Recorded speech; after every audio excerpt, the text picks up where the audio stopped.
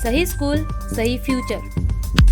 कैसे चुने सही स्कूल हमारे बच्चों के लिए, जानेंगे स्मार्ट 5 तरीके इस वीडियो में। जैसे हम फ्रेंड सर्कल में बात होती है, वो स्कूल सजेस्ट करके हम लोग कर देते हैं। इसका सही आंसर क्या है मुझे भी पता नहीं क्या सोच के स्कूल में डालें, इस बारे में तो कभी सोचा ही नहीं। पेरेंट्स के सामने ये बड़ी समस्या रहती है कि कैसे अच्छा स्कूल चुने बच्चों के लिए।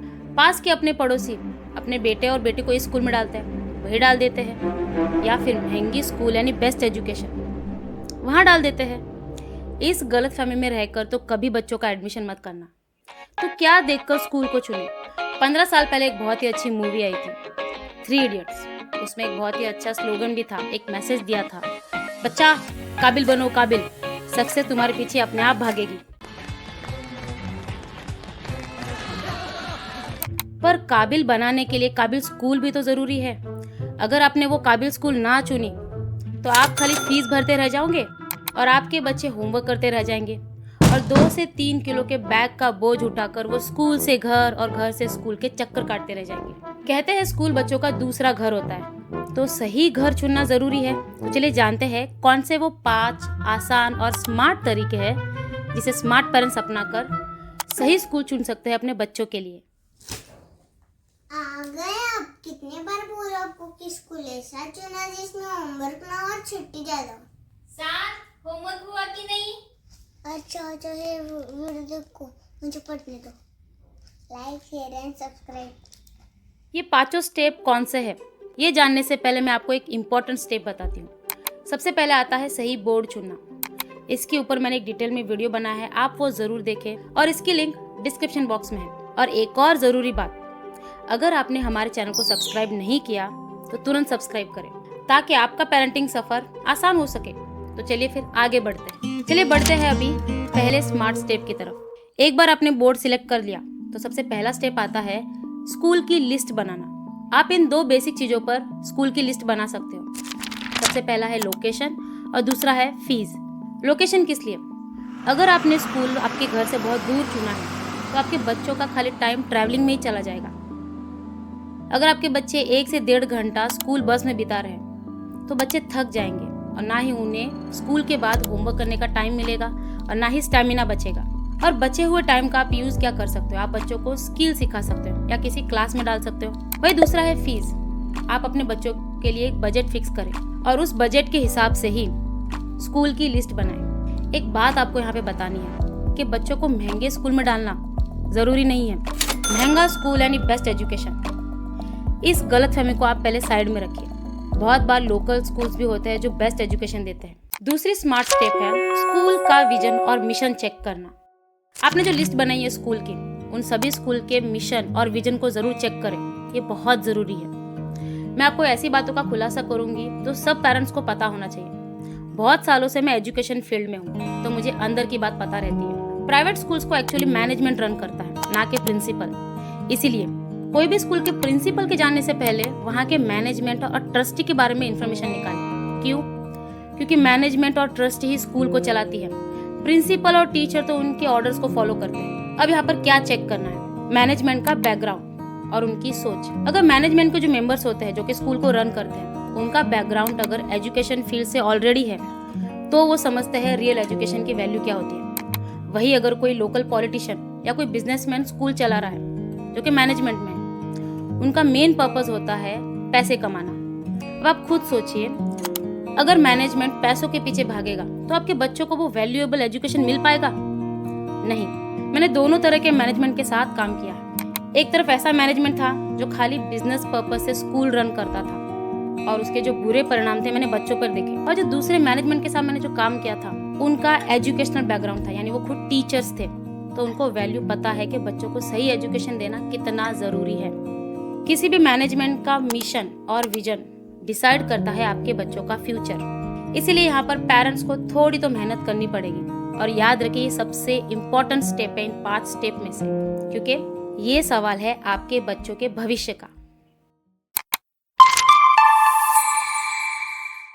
सही स्कूल का मतलब खाली चमक धमक या एसी क्लासरूम्स नहीं होते, बल्कि सही एजुकेशन, फैसिलिटीज और एक्स्ट्रा करिकुलर एक्टिविटीज, इन सभी का बैलेंस जरूरी है। अगर स्कूल के बच्चे फोटोसिंथेसिस की डेफिनेशन का रट्टा मार रहे हैं लेकिन उसका मीनिंग ही नहीं पता, कंसेप्ट ही नहीं पता, क्या मतलब?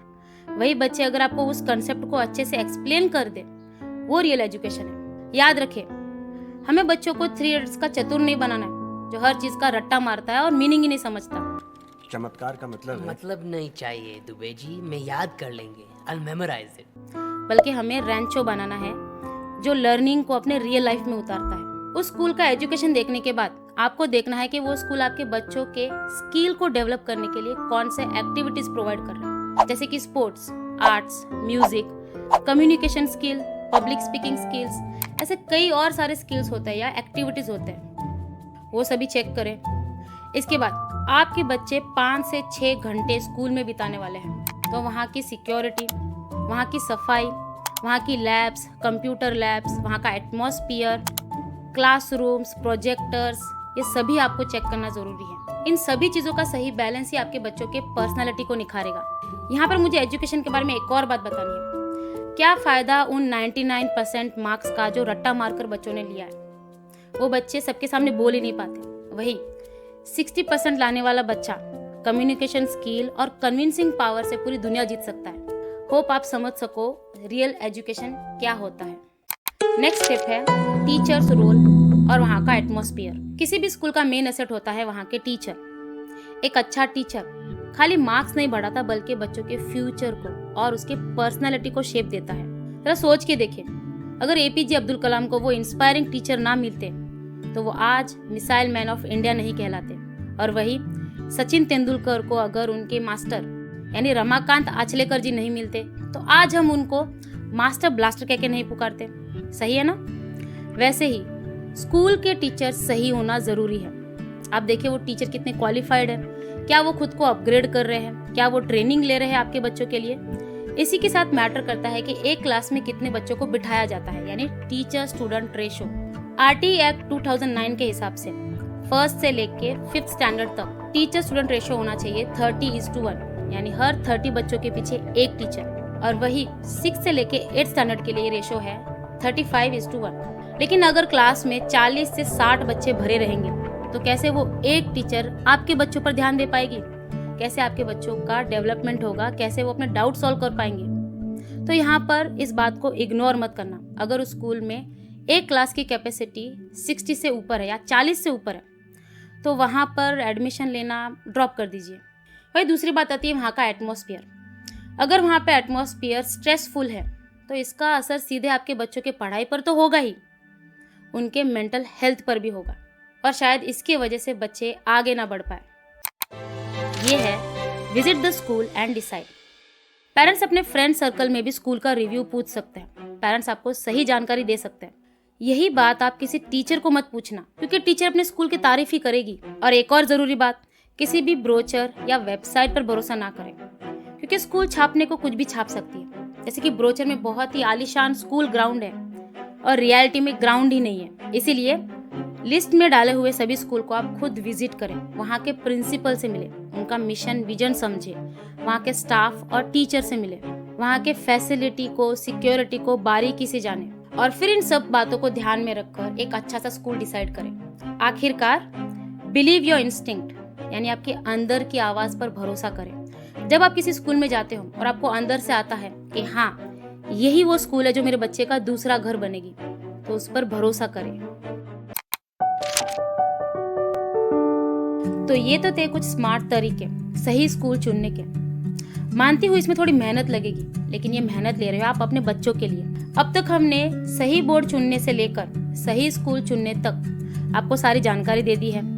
अब इसके बाद स्टेप आता है कि स्कूल में जाने के बाद क्या पूछे, इंक्वायरी कैसे करें, क्योंकि बहुत बार पेरेंट्स को ये प्रॉब्लम आती है। टेंशन मत लीजिए, हम आपके साथ हर कदम पर है। हमारा नेक्स्ट वीडियो इसी पर आने वाला है। अब इन स्टेप्स को फॉलो करके एक अच्छा सा स्कूल आपके बच्चों के लिए चुनिए। अगर आपने सही स्कूल चुन लिया तो फर्क नहीं पड़ता कि वो इंटरनेशनल स्कूल है या कोई लोकल स्कूल है, फर्क पड़ता है कि स्कूल कैसा है। और एक और बात, अगर आपके दोस्त या कम्युनिटी में आपसे कोई पूछता है कि बच्चों को कौन से स्कूल में डालें, तो हमारा वीडियो उनके साथ जरूर शेयर करना, उनको भी आसानी होगी। आखिरकार हमें परिवार में सबकी हेल्प करनी चाहिए।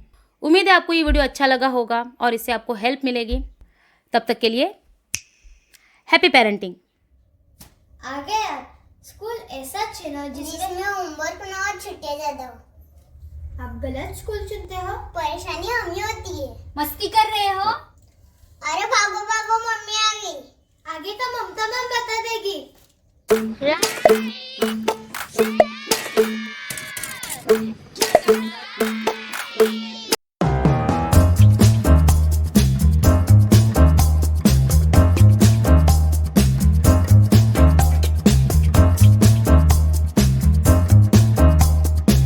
आप भी अपने बच्चों के क्रिएटिविटी को सपोर्ट करने के लिए इस एड्रेस पर उनके ड्राइंग्स को भेज सकते हो या फिर हमें ईमेल कर सकते हो, ताकि हम दुनिया के सामने आपके बच्चों के टैलेंट को रिप्रेजेंट कर सकें।